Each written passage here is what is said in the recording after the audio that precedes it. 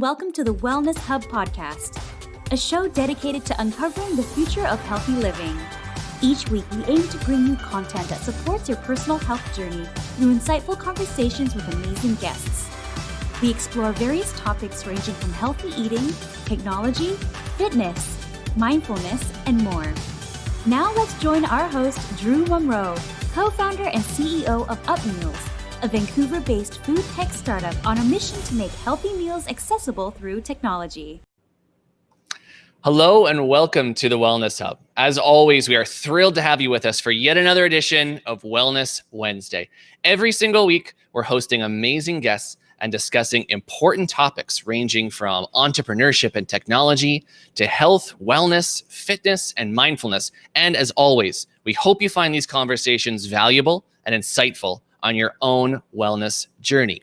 Our special guest tonight is an advocate of sustainability and has spent his career looking into how traditional business models can be made more eco-friendly. You're going to want to stay tuned in tonight. We'll be giving you high-value insights on really what it takes to persist and succeed in entrepreneurship and how circular economies will ultimately transform the food industry, what it takes to operate a social enterprise, and how to run a profitable business that also makes significant social and environmental impact. Our guest tonight is the co-founder of Reusables. It's a Vancouver-based social enterprise that is revolutionizing the way Vancouverites are getting their takeout.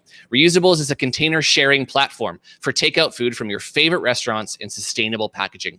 The company's stainless steel vessels can be used thousands of times and offer a true zero-waste reusable solution. So we're excited for our guest tonight to shed light on how his passion for sustainability has helped him to be a leader in the push for zero waste solutions across the food industry. You do not want to miss an important conversation as we explore how to be more sustainable in your everyday life, how you can support Reusable's vision for zero waste takeout, and really what the future of the food industry holds. So please sit back, relax, and get ready for an important and exciting conversation. And as always, as we discuss these important topics, don't relax too much. We want you to engage with us. So a reminder, please comment with your questions on Facebook, on YouTube, on Instagram, wherever you're watching. We will be answering audience questions all throughout the show tonight. So without further ado, please welcome our special guest this evening, the co-founder of Reusables, Jason Hawkins. Jason, welcome to the Wellness Hub. Thanks a lot, Drew. It's great to be here. So, Jason, I want to sort of start back at the beginning and ask you a little bit about your background. So I understand you got a Bachelor of Commerce from Queen's University. Tell us about your business school experience. How did that set you up for the leadership roles you would go on to in your career? Yeah, thanks a lot, Drew. It's it's a pleasure to be here. And again, I will say thanks so much for having me on board. I'm very fortunate to be a grad of Queen's Commerce. I'd say business school has taught me a lot. It's also really foundationally taught me how to think. I think when you go to any university degree, you show up and you really don't really know what to expect, but you kind of put your hands in a number of different pots and you learn real foundational frameworks that can help you tackle problems in the real world. And that's really what I gained from going to business school at Queen's, is having some frameworks that I could use to actually grapple with some of the challenges that I've been faced with later in my career. I will say business school is it has a certain rep, and I never really thought I would be the kind of guy that would go to business school. But what was cool about my experience at Queen's more broadly is I was able to take some courses that were a little bit counter to what we were teaching in business school. So I actually had a couple of elective courses that looked at counter perspectives on capitalism, and looked at the way that we as a human species, largely in North America in a capitalist society, were operating, and how that was affecting the environment. And it was really cool to have that contrast and be able to take the learning from both sides, and hopefully you use business as a tool for good. So hopefully we can get into some of those topics today, Drew. Yeah, absolutely. And I sort of want to dive into that a little bit more right off the bat. I mean, I from what I hear, you didn't even really make it through. You didn't even finish your business school before you had started your own business and your own project. You got kind of bit by the entrepreneurial bug while in the middle of it. So tell me a little bit about the company you co-founded while you were studying there. I believe it was called Rooted Foods Co. Tell me a bit about that and how that took shape. Yeah, Rooted. So it was a cool project, man. We had a lot of fun with it. Myself and two close friends and co-founders, Graham Sterling Moffat and Nick Harrison. We were like, basically a few sort of eager bunch. One, sort of one tech guy, one hippie, and I don't know what you'd call myself. I guess I was trying to glue the two together. But we managed to find a really fantastic group of farmers in Eastern Ontario. And what we noticed is, I came from Vancouver and I went out east, and I'd never lived out east. And one thing you'll learn when you move out east is the winters are bloody cold. And when you're a student, you don't have any money and you don't have a car. So that means that you're walking most places. And I was walking to the local grocery store, which will remain unnamed at this point in time, because I may want to do a deal with them at some point.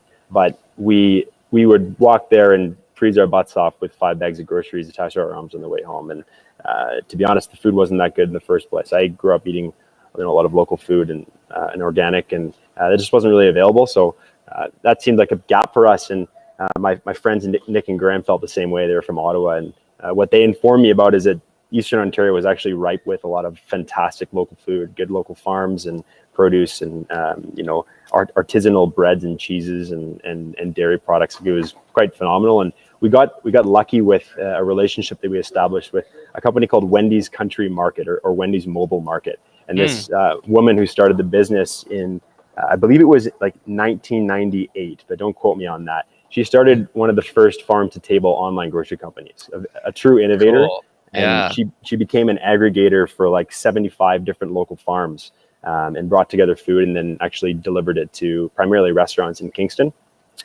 So we partnered up with her and said, hey, look, like, what if we create a brand and start to market your products, your amazing local food to students? And we did that, and we're able to support with some of the door-to-door delivery, and we had a subscription program for students to get local food delivered to their door. So it was a lot of fun. I learned a ton. It was great to be able to apply what you're learning in school to like a real problem. So we were fortunate to do that for a couple of years. My two co-founders wanted to move on. One went, I think, biking in South America, and the other one went to work for Shopify. So we decided to sell the business to a local or an Ontario-based grocery retailer, and move on from that one. But fantastic experience for us. Amazing. And sort of when you look at those steps in your career, I mean, it's obvious there's always a link back to sustainability. And, I want to ask you, when you look at your passion right now for sustainability, do you recall when you sort of first became aware of society's impact on the planet? What prompted you to really want to devote yourself to these great causes and solving these great problems? Yeah, it's a really good question. I think if I was to pin one moment on it, it was probably when I was 18 years old in a country called Myanmar, also known as Burma. And I was traveling through there by myself, and I was astounded at just like the amount of mostly like plastic waste that had sort of accumulated on the side of the roads, and also just like the mentality of people towards waste. Not necessarily that it was their fault, because there's many different priorities in life, and not sustainability isn't always the first one for people. But I had a sort of a realization that, like, wow, this really can't be the way that businesses operate, and there has to be some form of model where you can have an impact, or at least have a zero impact on the environment, while still making a profit. And it was sort of like, I didn't quite know exactly what that meant, but through conversation with people that I was, that I'd met along the way, and just sort of like observing some ways of life there, made me sort of look at the idea of sustainability, and try and think about how I could use that as a platform for my career. And I think it's been one that has allowed me to look at problems differently, and see problems as ones that can actually have an impact on people's lives and the environment, and then determine whether there's a business case to be made for trying to address them. So,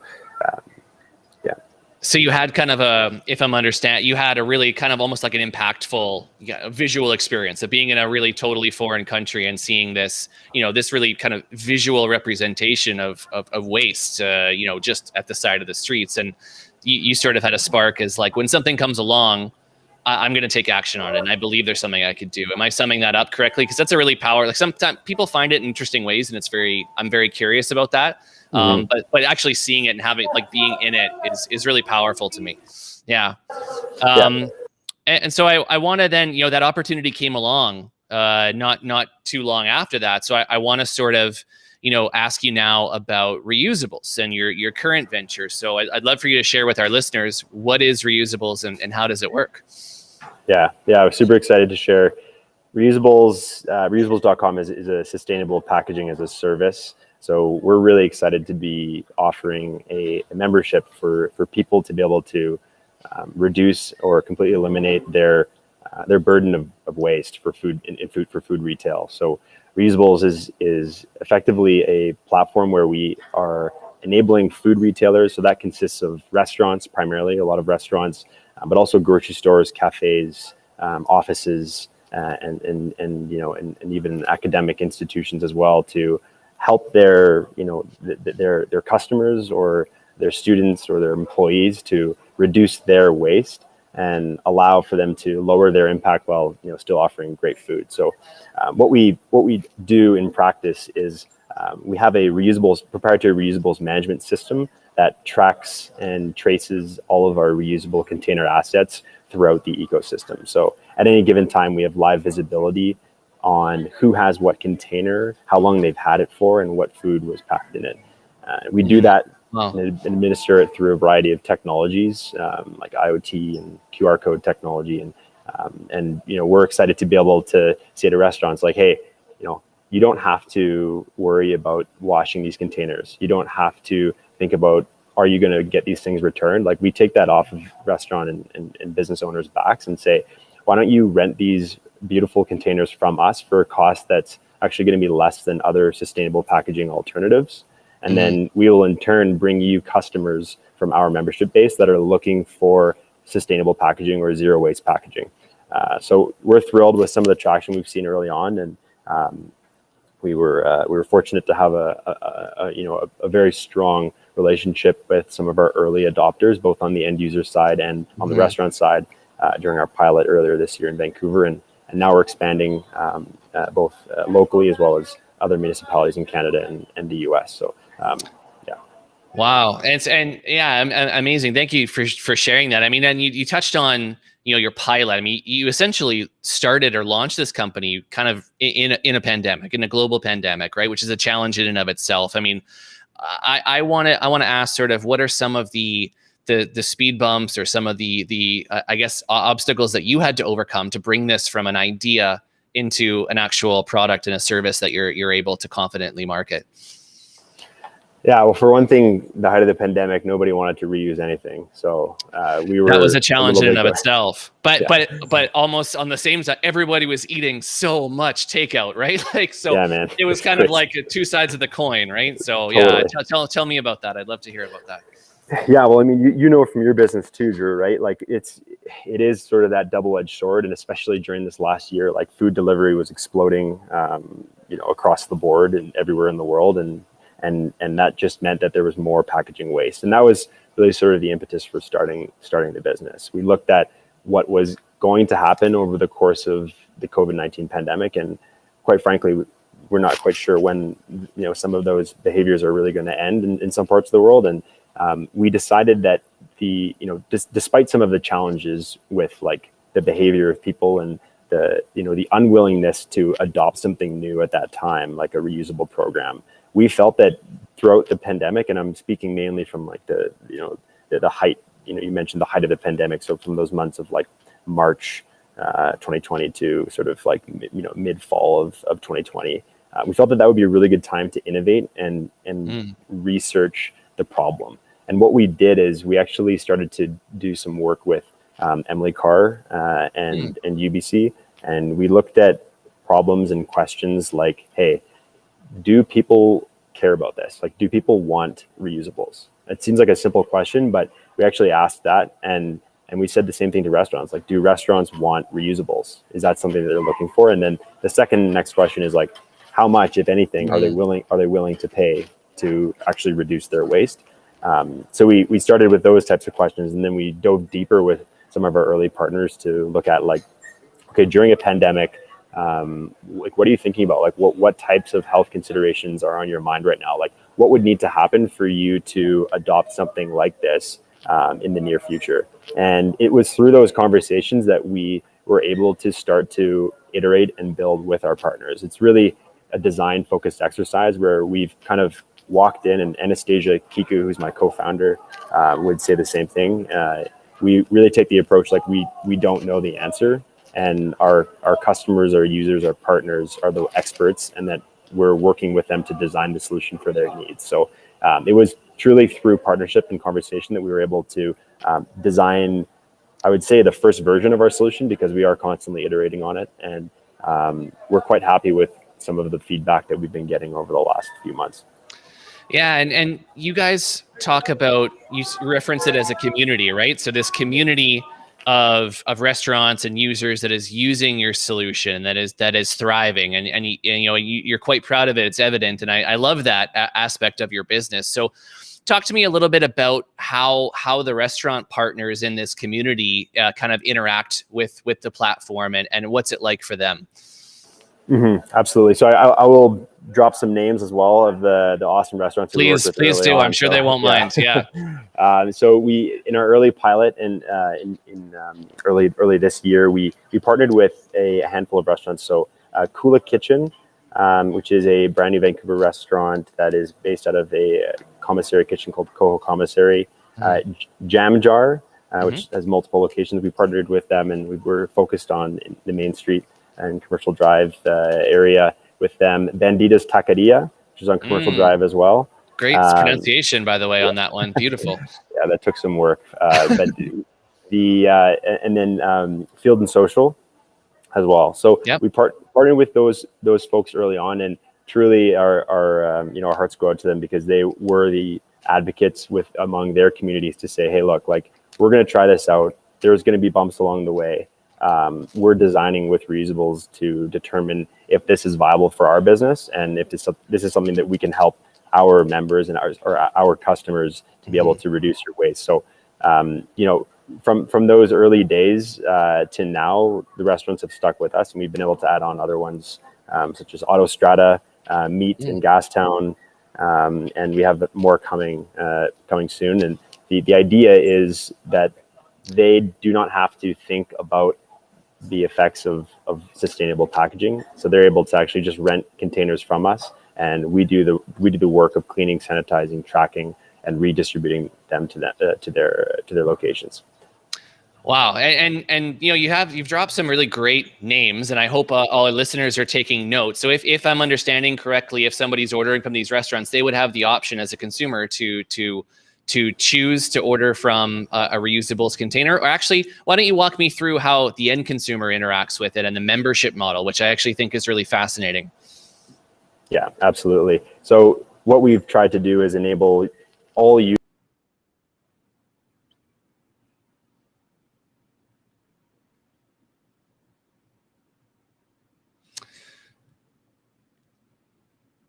Okay, we're having a little bit of technical issues. I know Jason was in transit. He was actually traveling to Calgary, and he was kind enough to take this call from the airport. So bear with us. We're going to try and get Jason back on the line here. Please just bear with us for a moment here. We'll be back shortly.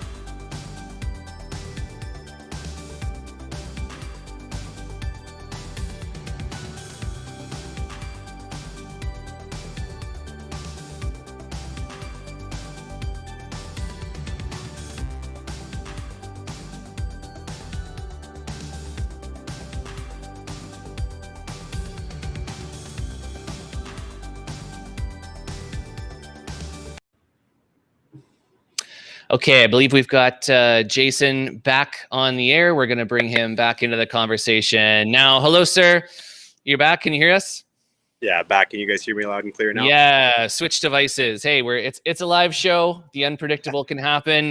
We got you back, and that's all that matters. And I was kind enough. I shared your travel journey in the abyss there. That you were kind enough to take this call from the airport. So thanks for sticking with us. Okay. So yeah, we were just chatting. I want you to explain a little bit about this really awesome membership model that you have for the users. I'd love to hear more about it. Great. Yeah. So the idea for the members that we bring on board, anyone can do it in any location that we have available. And what the idea is you pay $5 per month, which is roughly the price of a Starbucks latte, and you get access to unlimited reusables at any of the participating locations. Wow. So what that means is you can go to Uber Eats, you can go in store, you can call the restaurant, you can go on their website, and you can request reusables. Reusables would actually just become a modifier on that order management system, and the restaurants would pack your order in reusables as normal, and you'd get it delivered to your door. So once that happens, then basically you have 14 days to use the container however you like. You can bring it to work, use it for lunch, and then as long as you return it within that 14-day period to any of the participating locations, or just get it picked up from your door from one of our partners that do the pickups, then you don't get charged any late fees, and you can continue to use more reusables whenever you'd like. So the idea is for people, to make it easy. We looked at deposit models where you'd have to place a large deposit on the container, but we felt that would probably be a barrier for people, given the fact that a lot of the times the order size is only $10 to $15. So what we wanted to do is make it very accessible, and we're actually looking at ways we can make it more accessible by offering different types of memberships. So whether that's a free one or a pay-per-use or a premium one that has different services. So really looking to create value for the members, not only with, of course, helping them reduce their own waste, but we're exploring ways to offer rewards and for people to be actually incentivized to choose reusables beyond just their from the goodwill of their heart. So we're really happy about the uptake we've had in the membership base, and the goal is to continue to drive value for them. Yeah, and you've been I mean, the membership model sounds amazing. That for such a low cost, you can access this great platform, cut down on your own personal waste. Talk to me a bit. I mean, you had these early adopters, and now you're growing this community. What was the feedback like for you on that membership model, which, at least from my perspective, is totally unique in the reusable space? So, what was the feedback like from those early community members? Yeah, we did a lot of work around what was sort of the right price point for people to come in at, and we felt that we wanted something that was really just sort of similar to what people would be willing to pay for a standard a coffee or a grocery product, like something that would be immaterial for people who are living in our markets, but something that would allow them to make use of a really great service. And what we found with the feedback that we got from our early adopters and courageous people who they had no idea who we were, no idea who the company was, but they signed up and said, hey, look, I'll pay $10 for a 2-month pilot test and try this out and see if we can make it work. What we've learned from them has been tremendous. We've gained a lot of feedback around the usability in terms of how they can order from different platforms. So they've requested, hey, instead of us just putting a note in the special notes section, can you actually tell the restaurants to add it as a modifier, so it's easy for us to find, easiest to use. Or also I order food to my door, and I like the delivery aspect, but I prefer not to actually have to return it. Can you guys just pick it up from my door and make that part of the membership as well? So we've started to look at working with some of the delivery channels, and we've been speaking to various channels that are looking at doing the pickup for us and offering that as a service to their members as well. So truly, this is a service for the members. It's all about the members. This wouldn't be possible without the community of people that are asking for this. And we're really excited to be able to work with them to continue to build and develop the product so it becomes more convenient and more cost effective for them to reduce their waste. Yeah, it's an amazing model. And one of the things that I think, we showed one photo. We've got a few more photos here that I think we'll queue up, but your containers are beautiful. I think we should talk about that a little bit because they're they're very obviously, they're high quality, they're beautiful. They don't, to me, look like anything. Yeah, here we go. They don't look like anything that I've seen personally in the circular economy space. And I mean, even as a reusable container, they're nicer than the ones I have in my own house. So they're very beautiful. So talk to me a bit about how did you go about creating and choosing this particular container style and why? Yeah, absolutely. We explored a lot of different material types and looked at plastic. We looked at, we even looked at cardboard. We looked at a variety of different materials. What we landed on for this version of our containers was a stainless steel container, as you can see, and a silicone lid. And the reason for that is at the end of life, it's much easier to separate those two materials and recycle them, break them down, and create new products, new containers from those materials. We also chose stainless because of its ruggedness. We want to be able to use these things thousands of times. And what we found with stainless is that they can get bumps and bruises, and we're going to continue to use them. Right? People are going to be hopefully making them their own, putting stickers on them, whatever they might choose to do, and really treating them like, hey, we want to reuse these things as many times as possible to be able to get the best benefit for the environment. What we liked about the design, we worked with our design partners on these containers, is that they replicated in a lot of ways something that you'd want to eat out of, like a plate type feel. And we're still iterating on this, but what we'd like to actually have is people seeing this container and feeling like, yeah, like I could eat my food directly out of this container, and it holds its integrity, its product integrity, so it actually will be more functional for the trip, right? Let's keep the food warmer, let's keep the food intact better, and then can we keep the fries crispy and add the correct ventilation so when you get the food at your home, it's almost like you're at the restaurant yourself. Wow. Next level stuff with the crispy fries in the reusable containers. I absolutely love it. If you could pull that off, my friend. Oh man, it's not an easy one, that's for sure. I know very well. Yes, we've talked. We've been talking some business, talking about this great concept. I want to get a little bit deeper. We like to dive deep here on the Wellness Hub and ask some personal questions. We talk on this show a lot about entrepreneurship. It's one of the greatest tools for self-discovery. So I want to ask you, what have you been able to learn about yourself while running Reusables? Yeah, it's always an adventure anytime you start a new business. And I think one thing that through this experience that I've learned about myself is just being open to what I don't know, understanding that, hey, look, like I'm not going to be the expert in all of the different areas of a reuse business, whether that's reverse logistics, product design, software development. There's just so many facets to operating this type of business that early on I've felt as though I brought on board real partners who can support Anastasia and myself in working towards building a business that can be scalable and viable.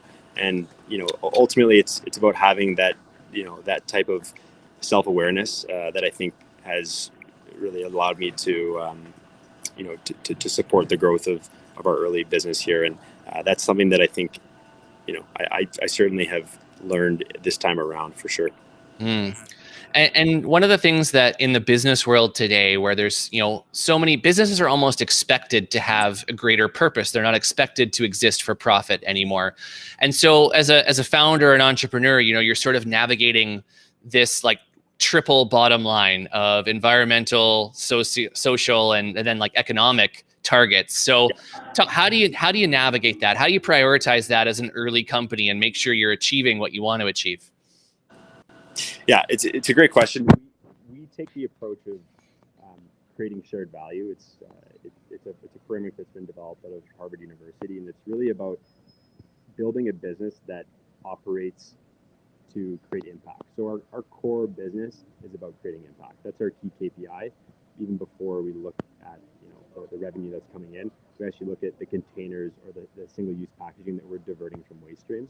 And we've built our entire business around that and created value for our members, for our restaurants, and rallying them behind that mission. So when we talk about the triple bottom line, we're really talking about what's inherent to Reusables.com's business model. And I strongly believe that the businesses of the future will be required to think in that way, and that shareholders will put a premium on those types of businesses, and customers will have sticky relationships with those types of businesses. So we're really fortunate and honored to be able to help with this problem in single-use packaging, and I think that the impact will be realized along with the social and the profitability following shortly thereafter. So very exciting times for sure. And I want to just quickly ask you before we move on, maybe just I know you're on your phone, just reposition your hand slightly. I think you might be covering the audio, just so I want to make sure our listeners can hear this. It was a little bit muddled there. Just yeah. Sure. There we go. Perfect. So I want to ask you now an important question. What does the future hold for reusables? Where do you see yourself taking this amazing vision in the next, say, 5 years? Yeah, so we see this as a global problem.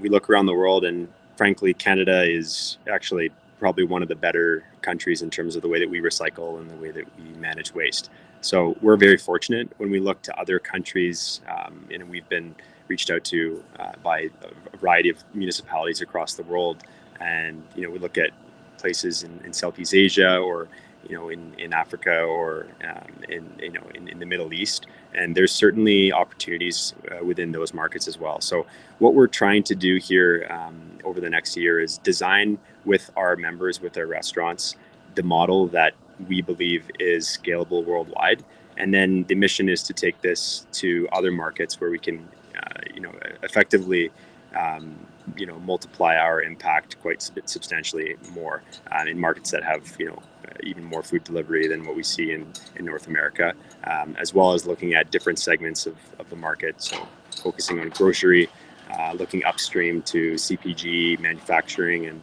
determining how we can incorporate more verticals within our ecosystem. But again, ultimately focusing on the problem and the convenience of returning and being able to select reusables in any location, regardless of where you are in the world. So it's certainly, I would say, the 5-year goal, if I was to put something on it, is we'd like to be in 5 different countries around the world, and supporting reuse across a variety of different people and business types. And you've started a couple of businesses now yourself, and now being a 2-time entrepreneur and having this experience that you've gained, a lot of our listeners listen to this show to gain insights from people like yourself who have kind of been through the challenges and to learn from them. So I want to know, from your perspective, what advice would you have with somebody who might be flirting with the idea of starting their own business, but they're not exactly sure where to start? The best advice that I can give is just start.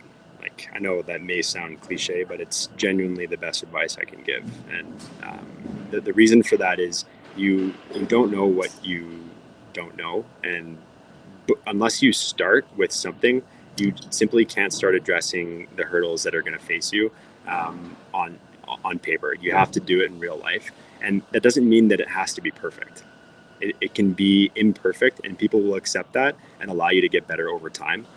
As long as you're open and honest and transparent with where you are and where you're going, people will be excited about that because they can be part of the solution with you. They can feel involved in what you're building and gain from it as you get better. So just get going already and don't wait. The longer you wait, the harder it gets. Don't need to quit your job. You can do it on the side. You can work 3 jobs if you have to. Find good partners and people who will support you and your mission. And I can guarantee that, you will have success over time. And, if success doesn't come the first venture, that's okay, right? If success doesn't come in the first month or the first 3 months, that's fine. Or even the first 3 years, because if you continue to persist on the mission, success will find you over time. So certainly start now. Amazing advice. We're gonna go through a few more questions here, and then we're gonna actually take a couple audience questions that are coming in. So we're a wellness podcast here, and we talk to a lot of entrepreneurs where they're usually so busy. Their own personal wellness might not be at the top of their own priority scale. So I want to know from your end, what is your favorite form of self-care? As a busy entrepreneur, how do you find time to unwind, and how do you do it? Well, I feel a little bit guilty because I'm just coming back from a fantastic weekend on the. Well, there we go. You made the time, you buddy. So yeah. But no, I think on a more regular basis, I think it's just the consistency of treating yourself well.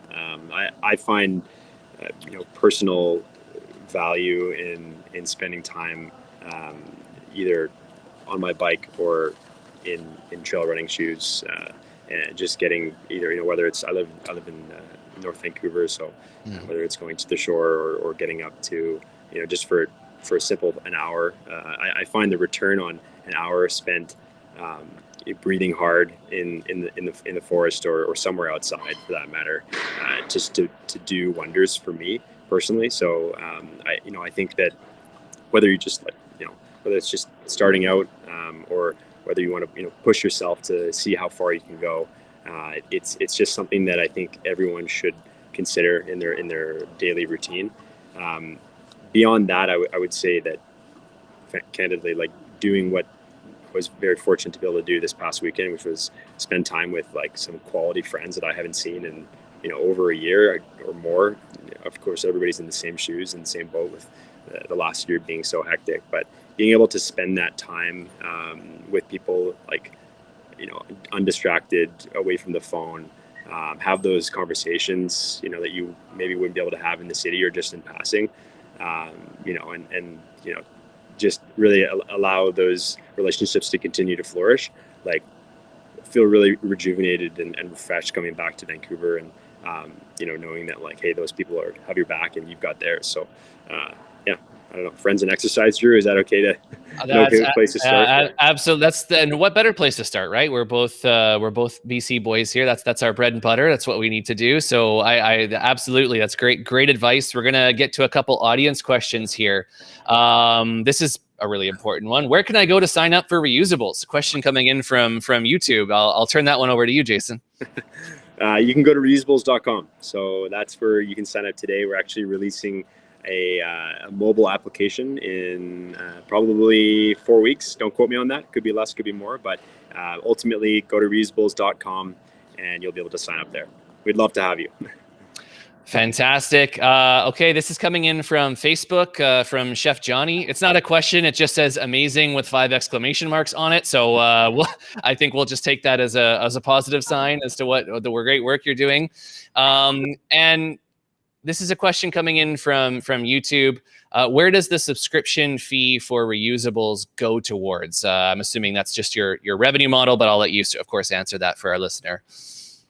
Yeah, it's a good question, and we like to take the approach of like full cost transparency for this type of business, since it is sort of a social enterprise. And I'll just explain briefly like what the cost centers are for us. So we provide a cleaning and sanitization service for our food retailers. That's one of the biggest costs associated with it, not only to perform that operation, but also to do the distribution of clean containers to food retailers, but also the reverse logistics. So picking up the used containers from those return depots, bringing them back to our cleaning facility for washing and sanitization. So that is largely what the end user fee goes towards. But we are certainly exploring different ways that we can balance the equation of revenue over cost to be able to figure out ways that it's more accessible for people. So we've looked at policy in Vancouver, for example. They're going to be charging or mandating restaurants to charge a fee for single-use coffee cups, and that's coming in 2022, I believe. What we'd like to see is that go further. So restaurants can actually gain revenue from the quote-unquote bad thing, the single-use packaging, that could then actually subsidize the solution, which could be reusables, and that would actually enable us to reduce the cost for either the restaurant or the end user, right? But those types of activities are certainly not cheap, especially when you're just getting started. And then, of course, we have to buy and own the inventory of containers that support the ecosystem as well. So. Wow, great answer. I hope that answered the listener's question. We've got a couple more coming in. We'll get to as many as we can here. This is coming from Instagram. What's the public response been to Reusables? What have you learned from your users? Great question. Mm-hmm. The response has honestly just been humbling. We've found that that there is a significant number of people who have been looking for this type of thing for quite a long time, and we're very grateful that they've been patient with us in our early days and giving us feedback. I'm talking like paragraph emails that are saying suggestions of how we could improve and get better, and we listen to those. We read every single one of them, and the feedback has been, can you get more locations on board? Can you come to North Vancouver? Can you go to my grocery store and my local cafe? Can you bring on cups as well? We have to focus. We're going to try and grow as fast as we can to expand the impact. But ultimately, the response has been, hey, how can you expand this? How can you make it more convenient? How can you make it more cost effective? And those are all the things that we're very diligently working on over the next few months. Awesome. Thank you. Great response. Another question coming in from YouTube. Wow, this the Wellness Hub listeners are quite savvy. This has quickly turned into a pitch Q&A. What sustainability metrics do you use to measure the impact of reusables? Another great question. Yeah, really great question. So the metrics that we're primarily focused on right now is kilograms of single-use plastic waste diverted from waste streams. Now, we're actually modifying that slightly because there's some more research that's coming out around the compostables and biodegradables and how in some municipalities they are less of a solution than in others, especially if the right infrastructure is not in place. So we may be expanding that metric to include some other types of single-use packaging, but that is ultimately the primary metric that we're focused on. We are looking to bring on somebody who can help us to bring additional metrics around carbon emissions and other types of greenhouse gas emissions that we can help to reduce or eliminate with our business. But as of today, where we are, we're really hyper focused on the diversion of single-use packaging waste. But certainly, I think that it's critically important to be as in tune with your KPIs, your sustainability KPIs, as you are with any other types of KPIs with your business. It's a critical part that every business has to do today. So very, very much so important. Absolutely. And I'll ask just one more question, or actually a couple more questions here before we end. We've got one last question here coming in. We've got lots coming in. Thank you, guys. We'll get to one more. Did the things you learned come only from users, or how did you go about getting the most valuable feedback? So I mentioned that we worked with Emily Carr and UBC, and we did some studies. What we did is we actually hired some professionals who do research and do design work, and we asked them to get effectively user research on this type of activity, this type of problem. So people who order takeout, understanding the behavior behind that and the likelihood for them to select something like reusables, and what types of people would select something like reusables. So we did do quite a lot of research early on before we launched into the market. But I would say that where we are today, the best feedback that we're getting is from our member base. I would say the one thing that we're lacking is feedback from why people do not do this. And I think that's something where I'd love to figure out more about, because of course that's the group of people that we want to try and convert to Reusables members, and really open to that type of feedback. So if you do have a reason why you wouldn't use this, feel free to reach out to myself or Anastasia. We'd love to hear. Got it. I wish I was part of that group, but I'm not. I'm all in on the reusables. I ate a wrap out of it just today. So I'm not. I'm sorry I couldn't help you there, Jason. But I'll do my best to find some people that don't. I don't think I'm going to have very much luck though. So Jason, every conversation we have here is on the Wellness Hub is dynamic. It's different. It's interesting. There is one question that is always the same though, and I want to know, and our listeners want to know, what is your favorite go-to meal to eat out of a reusable? Oh, God, I'm gonna get some crazy emails back from the restaurants here, but I'm gonna have to go with right now the Banditas Taqueria burrito. You just wanted to say that again. Yeah, you just wanted to show off. It's out of control. It's so good, and I will drop one other just because it's what deserves a drop as well. Kula Kitchen vegan mac and cheese. If you ever have a chance to try that, you will not be disappointed. It is outstandingly good. They are based out of Coho Commissary right now, and highly recommend. It's quite fantastic to get in Reusables. Amazing. And, finally, for our listeners who have, really enjoyed this conversation just as much as I have, where can they go to learn more about you and about all the great work that you're doing? Yeah, feel free to check me out on LinkedIn. I'm relatively active there. I don't have a website or anything like that, but I'm very open to meeting new people and having chats. So conversations like the one we had today with Drew, you can feel free to connect with me on LinkedIn, and we can set up a time to chat. Fantastic. Well, Jason, I'll let you get back to your traveling. I appreciate so much that you took the time to join us here from the airport. Thank you for sharing your story and sharing the story of Reusables, and really hope you'll come back and update us again soon on the show. Yeah, I'd love to. Thanks so much, Drew, for reaching out and having us on. We really, really appreciate it. And thanks to everybody for the questions. Fantastic. Take care. Safe travels. Yeah, we'll see you soon. Thanks. Amazing. I'm so glad that I got to have that conversation with Jason here on the Wellness Hub tonight. And, I think what amazes me about Jason is the incredible passion and just the clarity that he has on his sustainability vision. Having seen what he's been able to accomplish with Reusables in such a short time has been, just to be honest, it's been incredible. And I have no doubts that he's destined for such great things.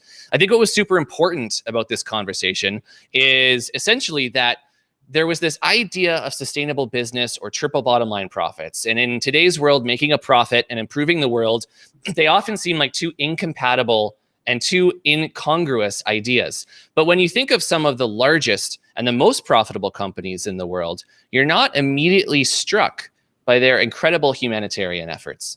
And in that sense, I'm so grateful that hardworking entrepreneurs like Jason exist to remind us that making money is not the be-all and end-all of a business. Social enterprises like Reusables help remind us that there is room for products and ideas that not only make life easier and more convenient for consumers, but also help improve the world. And I think what's really admirable about leaders like Jason is the fact that they're able to maintain the conviction that creating social and environmental profit is worth every last penny. As the CEO of a food tech company myself, particularly one that's looking to make healthy food more accessible, I find great inspiration in people like Jason and reminding me myself why I started my company and what our ultimate goal is. It's crucial to our long-term growth. Ultimately, the reason that social enterprises are thriving today is because society has begun to demand it. And access to information has given birth to the most informed consumer base ever. I think it's so important that we as a society continue demanding the most of the people and the companies in charge. It may not feel like your individual voice will create a change, but a chorus of voices just like yours absolutely will. So the lesson here today is that social and environmental change on a grand scale is a human movement, a movement that ultimately requires the support of people and organizations that care. And I'm proud to know that people like Jason, who don't hesitate to make the betterment of the world their personal responsibility. The question I'll thus leave you with today is one I'm certainly going to ponder myself as well. And that's, what do you do to help make the world a little bit better? How are you prioritizing positive environmental and social change? What are your convictions? What are you passionate about? How do you voice them? I'm not telling you that you need to create a movement today, but as Jason said, just start. I'm asking you to take the time and figure out what your own values are. What do you want and hope to stand for? And what steps can you take to start? Thank you for tuning in tonight. If you'd like to see more great conversations just like this, please remember, like, comment, and subscribe. Follow us on YouTube, on Instagram, and LinkedIn @UpMeals. And we will see you next Wednesday evening right here on the Wellness Hub for yet another great conversation. I'm Drew Munro. Until then, take care